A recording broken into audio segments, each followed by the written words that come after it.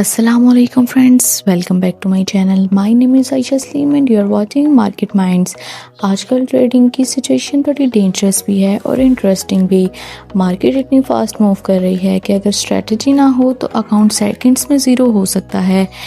अभी forex market में high volatility चल रही है। कभी मार्केट एकदम रॉकेट की तरह ऊपर चली जाती है और कभी लिफ्ट की तरह सीधा नीचे आ रही है।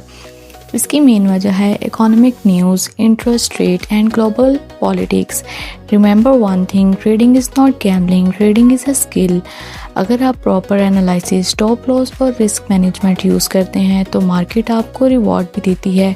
लेकिन अगर बिना नॉलेज के ट्रेड करते हैं तो फिर मार्केट कहती है पुत्र पहले सीख के आओ फिर पैसा लाएं। इसलिए बिगनर्स के लिए एक गोल्डन रूल है, स्मॉल लॉट साइज़ यूज़ करें, प्रॉपर स्ट्रेटजी सीखें और पेशेंस के साथ काम लें। मार्केट रोज़ अपॉर्चुनिटी देती है, बस ट्रेडर को डिसिप्लिन और कंट्रोल चाहिए होता है। अगर आप ट्रेडिंग सीखना चाहते हैं तो मार्केट माइंड्स को फॉलो करें। यहाँ आपको ट्रेडिंग की सिंपल और प्रैक्टिकल नॉलेज मिलेगी। Nowadays, trading is risky but full of opportunities. Learn smart trading and manage your risk.